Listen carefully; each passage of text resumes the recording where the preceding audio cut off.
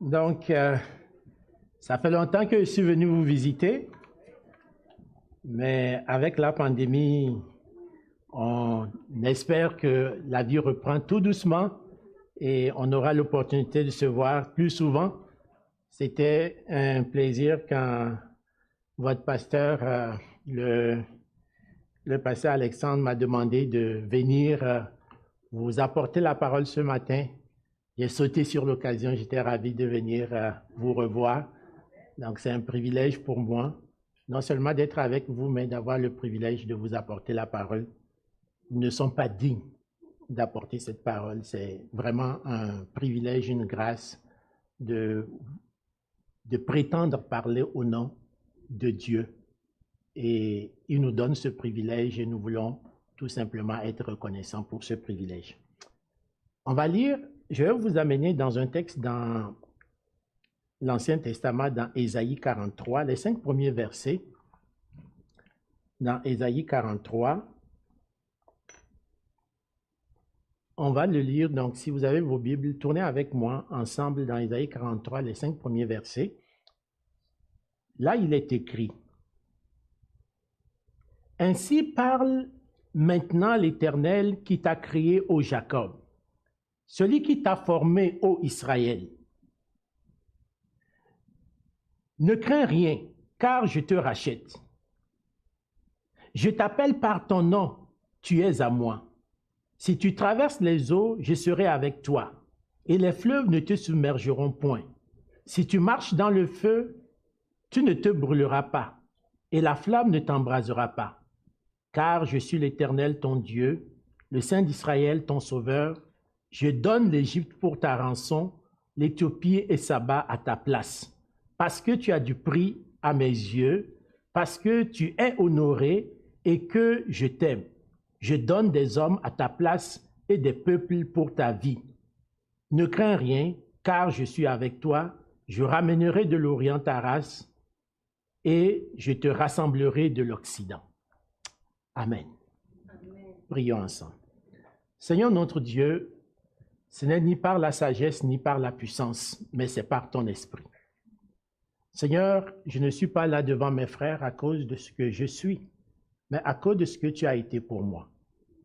Seigneur, je viens, Seigneur, ce matin, Seigneur, être simplement entre tes mains un canal par lequel tu vas parler à ton peuple.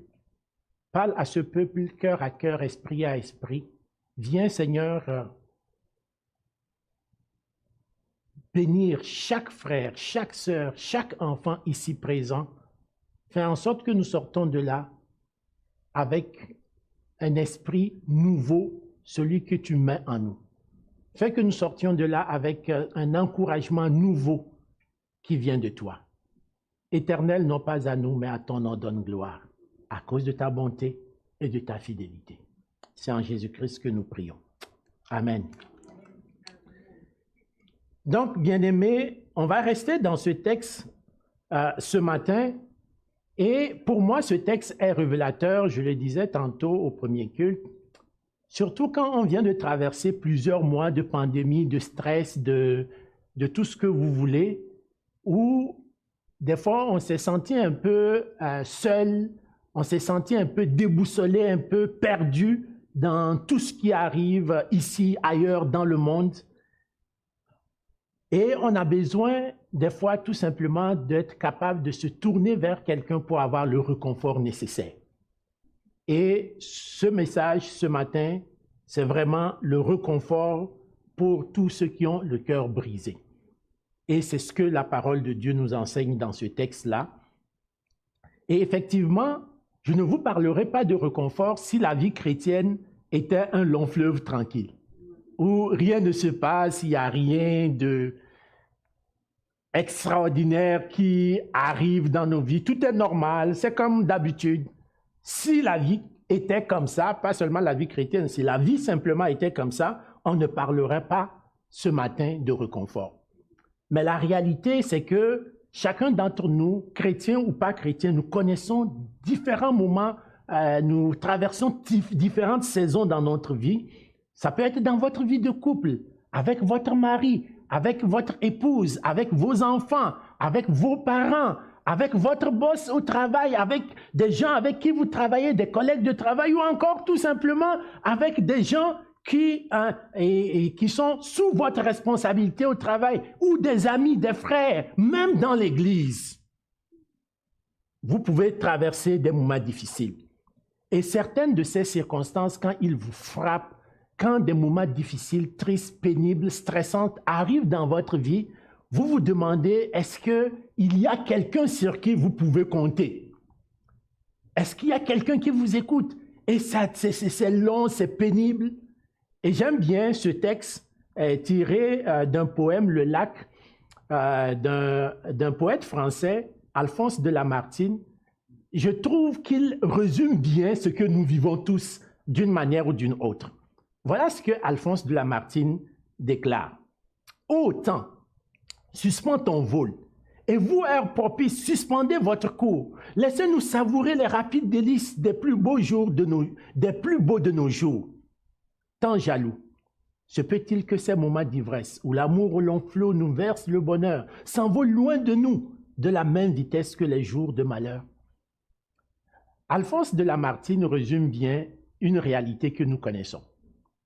La réalité que nous connaissons, c'est que quand vous traversez des moments pénibles et vous traversez aussi des moments de joie. Rappelez-vous les moments de joie, les derniers moments de joie que vous avez vécu récemment, que ce soit à la maison, en famille, au travail. Souvent, à peine ils ont commencé, ils sont terminés. Ça va trop vite. C'est pas déjà fini. Si, c'est fini. On va passer à autre chose. Les moments de joie semblent comme partir trop vite que ce qu'on aurait souhaité. Par contre, les moments difficiles, eux, ils sont plus tenaces. Les moments difficiles, vous êtes déprimé, ou ça ne va pas, ou vous avez des problèmes, des conflits, vous avez l'impression qu'ils ne veulent jamais partir. Vous faites tous les efforts, vous dites, est-ce que ça va finir par finir? La réalité, c'est que nous sommes dans un monde déchu à cause du péché et à cause de cette réalité, nous vivons ces moments et nous allons continuer par les vivre. Peut-être c'est la bonne nouvelle. Soyez-en sûrs, vous allez vivre des moments difficiles. Mais ça fait partie du chemin que Dieu a tracé devant nous. Ça fait partie du chemin. Je pourrais passer toute la journée à vous déprimer comme ça. Je peux vous déprimer. Et en réalité, vous sortirez d'ici sans rien apprendre de nouveau parce que cette déprime ou cette réalité que je vous expose, c'est la vôtre. Vous la connaissez, vous la vivez tout le temps. Donc, je n'ai pas besoin d'en rajouter. Vous la vivez tout le temps. Mais ce matin, j'ai une bonne nouvelle pour vous. Que dis-je? Ce matin, Dieu a une bonne nouvelle pour vous. Et cette bonne nouvelle, c'est celle que nous allons voir ensemble dans le texte de ce matin. Et je vais résumer tout l'exposé de ce matin en quelques mots. C'est quoi le réconfort du chrétien? Le plus grand réconfort du chrétien se trouve dans la certitude que lui donne le Saint-Esprit qu'il appartient à Christ qui est présent dans sa vie partout et en tout temps. Laissez-moi vous répéter ça. Le plus grand réconfort du chrétien. Ce qui fait la joie du chrétien, c'est une certitude, une assurance qu'il appartient à Dieu. Il ne s'appartient pas à lui-même, il appartient à Dieu. Non seulement il appartient à Dieu, mais que Dieu est présent dans sa vie et ce, en tout temps et partout où il pourra y aller. C'est ça le plus grand réconfort du chrétien. Maintenant, arrêtons-nous un instant sur le mot réconfort. Qu'est-ce que ça signifie? Qu'est-ce que le mot réconfort signifie? Je me suis permis d'aller voir les définitions dans un dictionnaire. Voilà comment on définit le mot réconfort dans le dictionnaire. C'est un état psychologique fait de regain, de force, de courage, en particulier parce qu'on se sent encouragé, appuyé par une autre personne. Et il n'y a pas une meilleure image que l'image d'un enfant dans les bras de son père ou de sa mère ou de quelqu'un de bienveillant.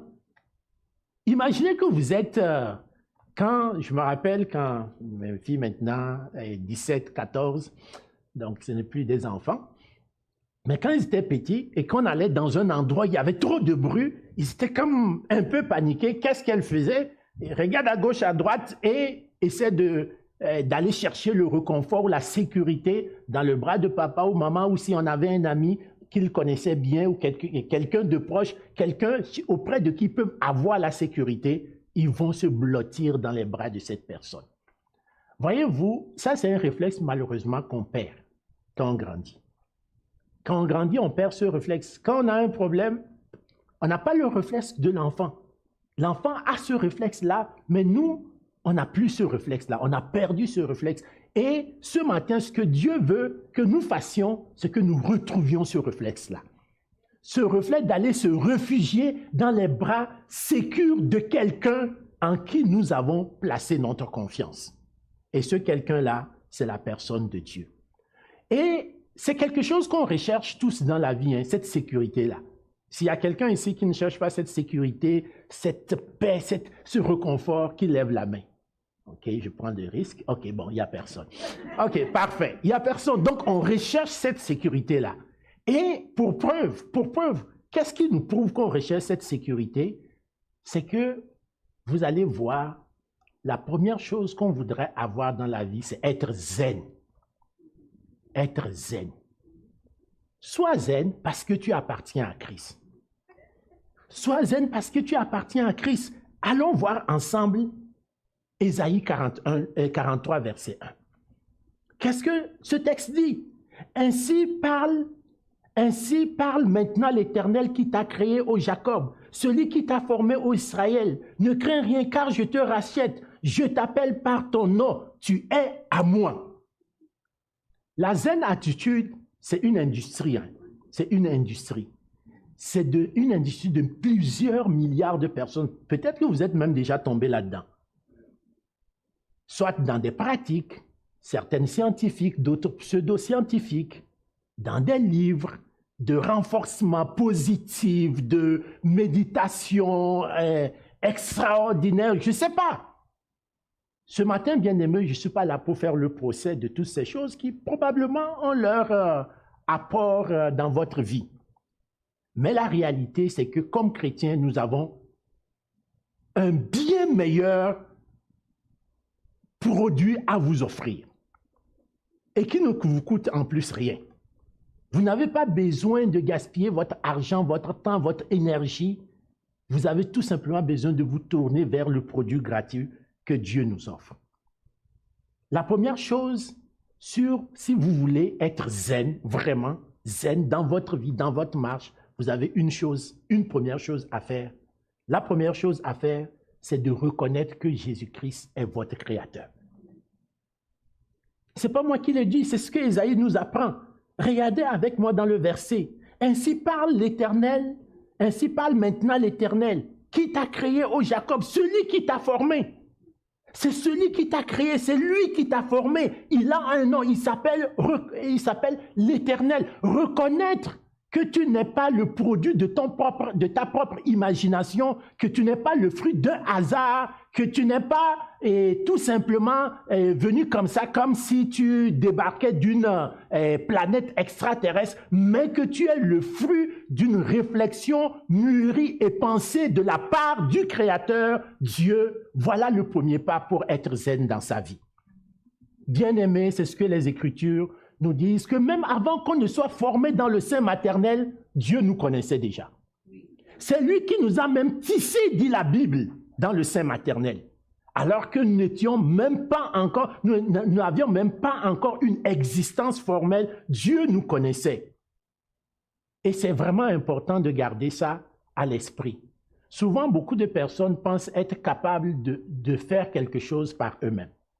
Je me rappelle toujours de cette histoire de la dame d'un compatriote qui nous disait que, dans une anecdote, qu'un scientifique qui aurait rencontré Dieu, je ne sais pas où, mais ils se sont rencontrés quelque part, et il a voulu mettre Dieu au défi en disant, toi et moi je suis un scientifique bien aguerri, toi et moi on va voir qui peut faire un meilleur monde. Dieu a dit, pourquoi pas, allons-y. Alors le scientifique s'en retourne dans son laboratoire, commence à prendre différents ingrédients, un peu de terre, un peu d'eau, tout ça pour mélanger, pour essayer de faire... attends un peu là. Si tu veux faire un monde parfait comme tu le souhaites, utilise tes propres ingrédients. Parce que ceux-là ne t'appartiennent pas. Donc, utilise tes propres ingrédients. Tout cela nous ramène à quoi? Nous ramène à la réalité que tant et aussi longtemps qu'on n'a pas reconnu que nous ne sommes pas créés par nous-mêmes, mais que nous avons un créateur qui a lui-même imaginé, pensé qui nous devions être avant de nous créer, on sera très, très, très loin de cette paix intérieure, de cette zen attitude que plusieurs personnes recherchent dans le monde. Alors, si tu veux être zen, il y a tout simplement une seule chose à faire, c'est de reconnaître que tu es une créature, que tu as un créateur qui s'appelle Dieu. Le psaume 139, le verset 15 à 17, l'affirme haut et fort. Mon corps n'était point caché devant toi lorsque j'ai été fait dans le lieu secret, tissé dans les profondeurs de la terre. Quand je n'étais qu'une masse informe, tes yeux me voyaient, et sur ton livre étaient tous inscrits les jours qui m'étaient destinés, avant qu'aucun d'eux n'existe. Que tes pensées, ô Dieu, me semblent impénétrables, que le nombre en est grand. Voilà la réalité. Tu n'es qu'une créature. C'est le premier pas. Deuxième chose, Christ t'a racheté. Christ est ton rédempteur. Christ t'a racheté, il est ton rédempteur. Qu'est-ce que la Bible nous enseigne? La Bible nous enseigne que avant que Christ ne vienne nous visiter, nous étions tous esclaves. Nous étions esclaves, nous avions un maître. Et ce maître avait un certain pouvoir sur nous, il nous dominait, il nous écrasait. Alors, Christ s'est présenté au marché des esclaves, où nous étions là. Et Christ a regardé et il a dit, moi, cet esclave-là m'intéresse. Je le veux pour moi. Et les enchères ont commencé. Les enchères ont commencé. Et tout le monde mettait ce qu'il pouvait mettre pour nous acquérir. Sauf que Christ a mis le plus grand prix jamais imaginé, sa propre vie. Et c'est au prix de sa vie que Christ t'a acquis, toi et moi, pour devenir désormais ses esclaves à lui et non à notre ancien maître. Et en ce faisant, il a acquis sur nous des droits indéniables. Il est désormais notre maître et nous sommes ses esclaves. Voilà pourquoi nous utilisons le mot Christ, notre Rédempteur, celui qui nous a rachetés. C'est ce que le passage d'Ésaïe nous dit. C'est lui qui te rachète. Ne crains rien, car il te rachète. Il te rachète. Il te rachète, c'est lui qui te rachète. Il t'a racheté au marché des esclaves. Tu étais là, sous la domination de ton ancien maître, et il a payé le plus grand prix pour te racheter. Il est ton rédempteur. Et plus encore, voilà comment l'apôtre Paul le dit dans Galates. Nous aussi, de la même manière, lorsque nous étions enfants, nous étions sous l'esclavage des principes élémentaires du monde. Mais lorsque les temps sont accomplis, Dieu a envoyé son Fils né d'une femme sous la loi, afin qu'il rachète ceux qui étaient sous la loi, afin que nous recevions l'adoption. Et parce que vous êtes fils, Dieu a envoyé dans vos cœurs l'esprit de son Fils, lequel crie « Abba Père » Galates 4, 3 à 6. Voilà ce que nous sommes. Mais là, le prophète ne s'arrête pas là. Dans Ésaïe, toujours, Ésaïe 43, le verset 1, le prophète continue en disant « Christ te connaît personnellement ». Il dit que tu es à lui.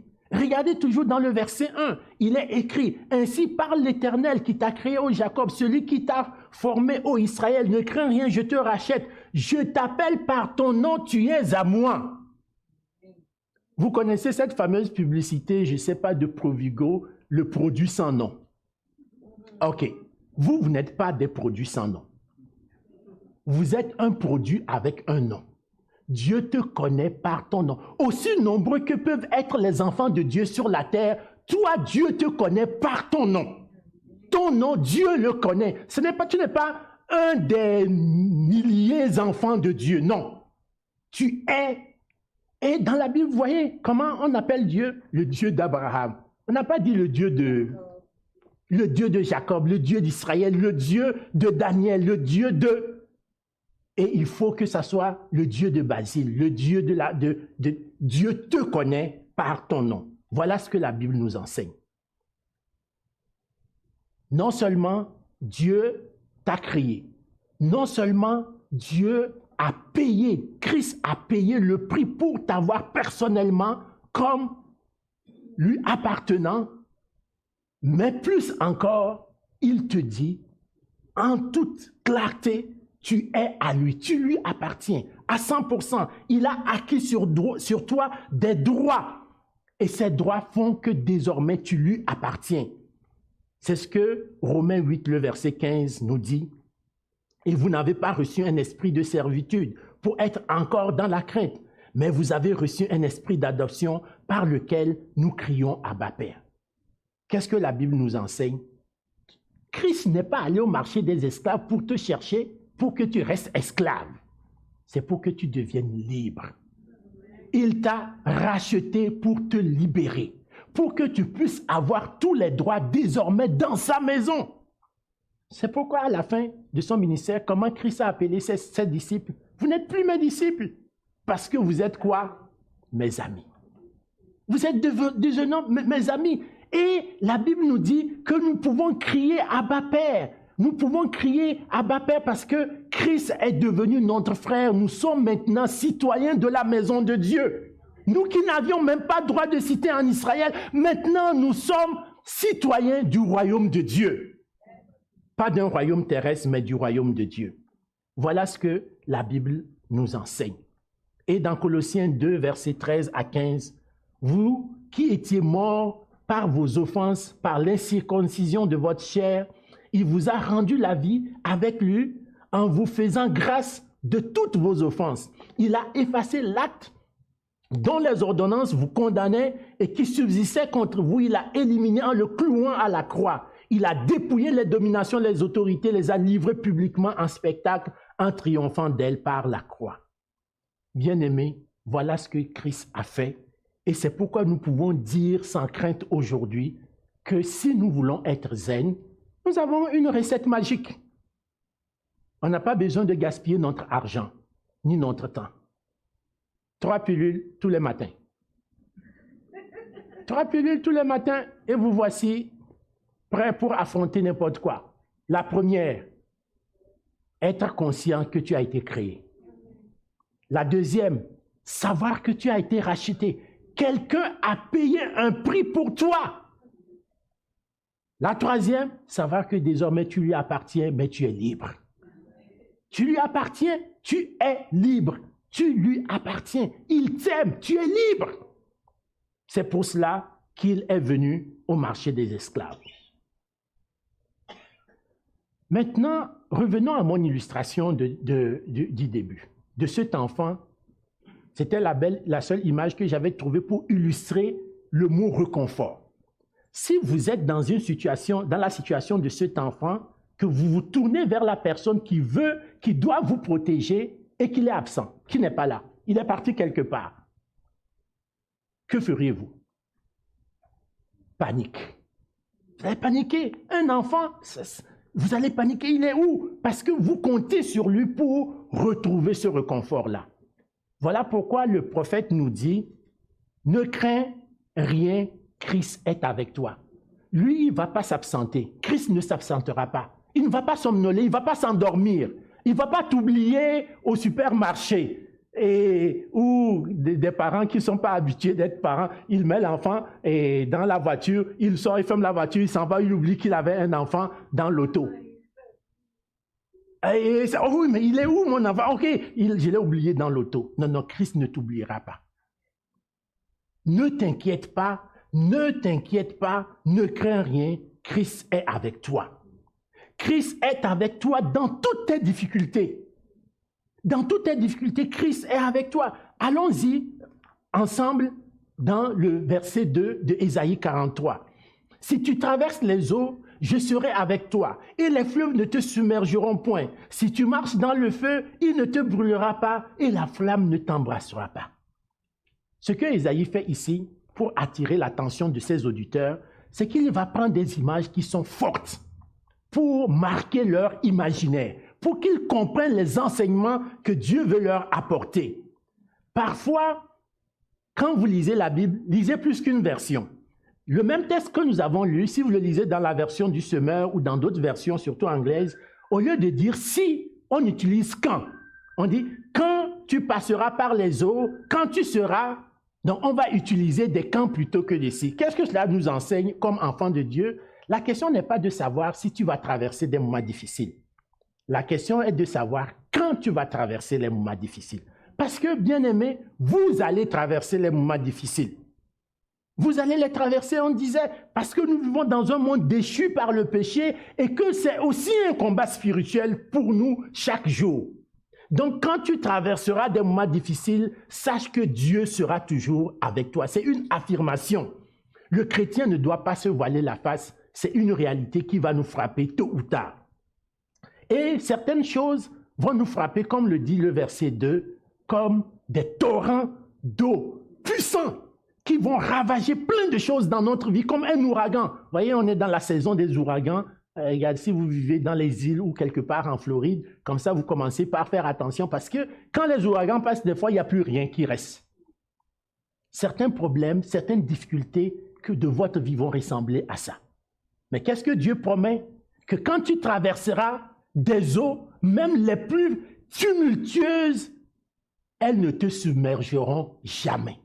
Tu vas toujours avoir la tête hors de l'eau. Il n'y a rien qui va venir te submerger. Et cette réalité, le peuple d'Israël l'a déjà testé. Ils ont traversé la mer Rouge à sec. Ils ont traversé la mer Rouge à sec. C'est ce que Exode 14, 21 à 22 nous dit. Moïse étendit sa main sur la mer et l'Éternel refoula la mer par un vent d'Orient qui souffla avec impétuosité toute la nuit. Il mit la mer à sec et les eaux se fendirent. Les enfants d'Israël entrèrent au milieu de la mer à sec et les eaux formèrent comme une muraille à leur droite et à leur gauche. Voilà la réalité. Mais Ésaïe ne va pas seulement prendre cet exemple-là, il va prendre d'autres exemples. Il va nous parler aussi d'un feu. Quand tu traverseras, quand tu marcheras dans le feu, il ne te brûlera pas. Et ici, vous entendez dans l'Ouest américain ou même dans l'Ouest canadien cette année, on a vu des feux de forêt qui ont ravagé les alentours de Vancouver, en Californie et tout ça. Des gens courent pour se sauver, sauver leur vie parce que après le passage du feu, il ne reste rien. La Bible nous dit que même si tu traverses des moments semblables à ceux-là, tu n'as pas à avoir peur. Tu n'as pas à avoir peur parce que le feu ne te brûlera pas. Et cela n'est pas sans nous rappeler, nous qui connaissons la parole de Dieu, une histoire bien connue, celle des 3 amis de Daniel, Shadrach, Meshach et Abed-Nego. Ce que la Bible nous dit dans Daniel 3. Dans Daniel 3, au verset 23 à 26, il est dit « Et ces 3 hommes, Shadrach, Meshach et Abed-Nego, tombèrent liés au milieu de la fournaise ardente. Alors le roi Nebuchadnezzar fut effrayé, se leva précipitamment. Il prit la parole et dit à ses conseillers, « N'avons-nous pas jeté au milieu du feu 3 hommes liés ?» Ils répondirent au roi, « Certainement au roi. » Il reprit et dit, « Eh bien, je vois 4 hommes sans lien. Ils marchent au milieu du feu et ils n'ont point de mal. Et la figure du 4e ressemble à celle d'un fils des dieux. » Ensuite, Nebuchadnezzar s'approcha de l'entrée de la fournaise ardente et prenant la parole, il dit, Shadrach, Meshach et Abed-Nego, serviteurs du Dieu suprême, sortez et venez. Et Shadrach, Meshach et Abed-Nego sortirent du milieu du feu. Bien-aimés, c'est ça la vérité. Notre Dieu est capable de nous sortir des situations les plus dangereuses comme un feu dévorant. Il en a le pouvoir et il en a la capacité. Bien-aimés, la Bible continue par nous dire de ne pas paniquer parce que notre Dieu, notre Sauveur, notre Seigneur est en contrôle. Pas de panique, ton Sauveur est en contrôle. Imaginez que vous recevez une alerte de tsunami. Vous qui avez dit après la pandémie, ah, on va se faire plaisir, on va aller dans le sud. Vous vous faites plaisir, vous êtes sur la plage, tout content, vous dites, ouf, 2 ans, on est enfin dans le sud. Et vous entendez les alarmes partir, alerte de tsunami. Qu'est-ce que vous allez faire? Est-ce que vous allez tout simplement marcher tout tranquillement? Non, non, non. Vous allez littéralement paniquer et partir en courant. Ou mieux encore, en pleine nuit chez vous, l'alarme d'incendie part. Vous faites quoi? Vous commencez par sauter par la fenêtre avant de savoir où se trouve la porte. C'est ce que vous allez peut-être faire. Ou vous allez tout simplement descendre et aller voir c'est quoi, mais c'est quoi tout ce vacarme dans la maison? Et pourtant, quand on lit le texte, cela nous renvoie une autre image. La Bible utilise des mots qu'on n'utiliserait pas en temps normal. Il dit, si tu traverses les eaux, et plus loin, si tu marches dans le feu, comme si on traversait les eaux et on marchait dans le feu. Est-ce que ça vous tente d'aller marcher dans le feu? Mais pourquoi alors la Bible utilise ces expressions-là? Parce que ces expressions cachent une réalité. La réalité, c'est que nous pouvons traverser les eaux ou marcher dans le feu parce que nous savons que le feu ne nous brûlera pas, les eaux ne nous submergeront pas. Quand vous voyez la vague venir, quand vous êtes à la plage, est-ce que vous courez? Non, vous savez que vous ne serez pas submergé. C'est juste que ça va mouiller vos pieds et vous êtes bien heureux d'être dans l'eau, les pieds dans l'eau. Parce que les eaux ne vous submergeront pas. Vous allez même marcher tout au long de la plage et voir les vagues venir déferler sur vos pieds. Mais vous êtes tranquille. Ce n'est pas une alerte de tsunami. C'est ce que la Bible nous dit. Que quand tu traverses ces moments, considère que c'est comme tu marches au bord d'une plage, tranquille, l'eau va toucher tes pieds, mais tu ne seras jamais enfoncé là-dedans. Si le feu brûle, c'est tout simplement que tu es en train de faire un barbecue. C'est tout simplement... Ce n'est pas un feu qui va te brûler toi. C'est juste un feu qui va brûler à côté. Tu vas entendre. Comme Shadrach, Meshach et Abednego. Ils ont senti la chaleur du feu, mais ils étaient indemnes. Ils n'avaient rien. Voilà ce que la Bible nous enseigne. La Bible dit, avec raison, que 1000 tombent à ton côté, 10 000 à ta droite, tu ne seras pas atteint. C'est une promesse. Psaume 91, verset 7. C'est une promesse et Dieu tient toujours à ses promesses. Et pourquoi Dieu tient tant à ses promesses? C'est parce que tu es précieux à ses yeux. Il t'aime. C'est ce que la Bible nous dit dans les versets 4 à 5. Parce que tu as du prix à mes yeux, parce que tu es honoré, je t'aime. Je donne des hommes à ta place et des peuples pour ta vie. Ne crains rien car je suis avec toi. Je ramènerai de l'Orient ta race et je te rassemblerai de l'Occident. Ça, c'est un plaidoyer que le peuple, que Ésaïe était en train de donner au peuple d'Israël. Et dans le Nouveau Testament, l'apôtre Paul nous donne exactement le même plaidoyer dans Romains en ces mots. Dans Romains 8, 31 à 39, un des versets que j'aime beaucoup dans la parole de Dieu, que dirons-nous donc à l'égard de ces choses? Quand tu entends toutes ces choses, toutes ces tumultes, que dirons-nous donc à l'égard de ces choses? Si Dieu est pour nous, qui sera contre nous?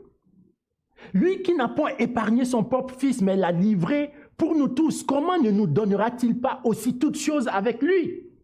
Qui accusera les élus de Dieu? C'est Dieu qui justifie. Qui les condamnera? Christ est mort bien plus, il est ressuscité, il est à la droite de Dieu et il intercède pour nous. Qui nous séparera de l'amour de Christ? Serait-ce la tribulation, ou l'angoisse, ou la persécution, ou la faim, ou la nudité, ou le péril, ou l'épée? Selon qu'il est écrit, c'est à cause de toi qu'on nous met à mort tout le jour, qu'on nous regarde comme des brebis destinées à la boucherie. Mais dans toutes ces choses, nous sommes plus que vainqueurs par celui qui nous a aimés, car j'ai l'assurance que ni la mort, ni la vie, ni les anges, ni les dominations, ni les choses présentes, ni les choses à venir, ni les puissances, ni les hauteurs, ni les profondeurs, ni aucune autre créature ne pourra nous séparer de l'amour de Christ manifesté en Jésus-Christ notre Seigneur. Voilà ce que la Bible nous enseigne. Bien-aimés, je ne vais pas aller plus loin ce matin que de résumer la vérité que Ésaïe nous enseigne et que nous devons embrasser ce matin. La Bible nous enseigne clairement ce matin que le réconfort du chrétien se trouve dans une seule affaire. c'est cette certitude qu'il appartient à Christ, que quoi qu'il fasse, où qu'il soit, Christ sera avec lui. Et vous connaissez aussi bien que moi, si vous êtes d'un certain âge, pas tous les jeunes, mais si vous êtes d'un certain âge ou si vous êtes un jeune vieux, vous connaissez ce cantique qui dit « Ne crains rien, je suis avec toi ». C'est une promesse comment? Suprême. Qui fait quoi à votre foi?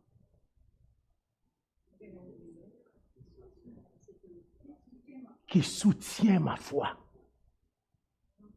Ne crains rien, je t'aime, je suis avec toi. Ne crains rien, je t'aime, je suis avec toi. C'est une promesse suprême. Et le refrain dit quoi? Non, jamais tout seul. Jamais tout seul. Souvent, quand les gens me voient marcher dans la rue, ils pensent que je me vante. Parce que je marche toujours épaules carrées.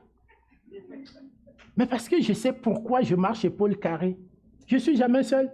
Eux me voient, je suis seul, mais en réalité, je suis entouré d'une légion d'anges. Je suis entouré d'une légion de l'armée céleste prêt à bondir à mon secours en tout moment. Voilà ce que la Bible enseigne. C'est la vérité de la parole de Dieu. Bien-aimés, et si vous allez voir les différents couplets de ce chant, c'est quand même assez intéressant ce que la Bible nous enseigne dans ce chant. Non, jamais tout seul. Ne crains rien, c'est une promesse. Dieu tient toujours à ses promesses. La sombre vallée n'a plus de terreur. L'âme consolée, je marche avec mon Sauveur. Et les deux autres refrains disent, l'aube matinière ne luit qu'au beau jour. Mais Jésus, ma lumière, lui, il m'éclaire comme quand? Toujours, tout le temps, en permanence. Il n'y a pas la switch là. Vous ne pouvez pas la mettre off. Jésus, la lumière, c'est 100% tout le temps. Quand je perds de vue l'as radieux, à travers la nuit, Jésus me montre les cieux. Les dangers accourent, subtils, inconnus. Je ne sais pas qu'est-ce qui m'attend en sortant d'ici, vous comprenez? En sortant d'ici, je prends mon auto, mais je ne sais pas qu'est-ce qui m'attend là. Les dangers sont partout, subtils, inconnus. Mais plus près, il m'entoure. Plus près est qui? Jésus. Qui, dans le voyage, me redit, ne crains rien, courage. Je suis toujours avec toi. Voilà ce que la Bible nous enseigne. Bien-aimés, j'aimerais vite finir ce matin en vous racontant une petite histoire que j'ai trouvée intéressante. À voix basse, monsieur le curé parle avec le bédot, c'est-à-dire le concierge de l'église. Avez-vous remarqué cet homme qui entre tous les jours à midi dans l'église? Eh bien, c'est tous les jours pareil. Il entre, il reste une dizaine de minutes, puis il s'en va comme il est venu. Sa mine ne m'inspire pas. Vous savez, les décorations de l'hôtel sont en or et valent très cher. Essayez donc de le surveiller un peu. Le lendemain, peu avant midi, le bédot se met à guetter là. Comme d'habitude, la porte s'ouvre, il pénètre dans l'église, reste immobile quelques instants, mais juste avant qu'il s'en aille, le bédot s'avance. Et vous là, comment vous appelez-vous? Je m'appelle Simon. Et qu'est-ce que vous venez faire comme cela tous les jours à midi dans l'église? Eh bien, ou plutôt, vous voyez, j'entre, j'attends un moment, puis je dis, Jésus, c'est Simon. Je reste encore un instant, puis je m'en vais. Un jour pourtant, Simon ne vient pas dans l'église. Il s'est fait renverser par une voiture en traversant la rue. L'ambulance qu'il a recueillie, tout meurtri, l'a conduit à l'hôpital voisin. Simon a été admis dans la chambre 223, dans laquelle il y avait plusieurs malades. De tous, c'est lui le plus atteint. Pourtant, quel changement depuis son arrivée. Il remplit la chambre 223 d'une humeur communicatrice. On a même vu rire les plus grincheux. Liliane, une des infirmières, s'interroge. Elle finit par questionner les malades. « Oh, depuis que Simon est là, comment voulez-vous qu'on se plaigne? Lui, si malade et toujours de bonne humeur. Liliane s'arrête devant le lit de Simon. Ce qui me rend si heureux, eh bien, c'est mon visiteur de midi. Liliane sort de la chambre 223 très perplexe. Elle ne se souvient pas avoir vu personne visiter Simon. Elle se renseigne auprès d'une de ses collègues. Quoi? Un visiteur tous les jours pour Simon? Mais ma pauvre Liliane, il est seul au monde cet homme. Pas de parents, pas de famille. Et depuis qu'il est rentré dans le service, personne n'est venu le voir. Il raconte une histoire où il délire. Liliane, de plus en plus perplexe, s'en retourne près du lit de Simon. Vous dites que vous avez de la visite tous les jours? Oui, vous ne le voyez peut-être pas, mais tous les jours à midi, il rentre, il se met au bout de mon lit, il reste un instant, puis il dit, « Simon, c'est Jésus. » Bien-aimé, c'est ça notre Dieu. Notre Dieu est présent en tout lieu, en tout temps, dans toutes les circonstances. Oui, dans les moments de joie, mais dans les moments difficiles. Que son nom soit béni. Prions. Seigneur notre Dieu, merci pour ta parole. Ta parole est la vérité. Seigneur, nous nous inclinons devant ta parole, devant ta majesté, devant qui tu es. Seigneur, viens rappeler cette vérité à nos cœurs jour après jour, afin que jamais nous ne pensions être seuls, parce que toi, tu es toujours avec nous. En toi, nous avons tout le réconfort dont nous avons besoin, quelles que soient les situations, les difficultés que nous pouvons traverser, nous pouvons compter sur toi. À ton nom, notre Dieu, donne gloire à cause de ta bonté et de ta fidélité. Amen. Bon dimanche.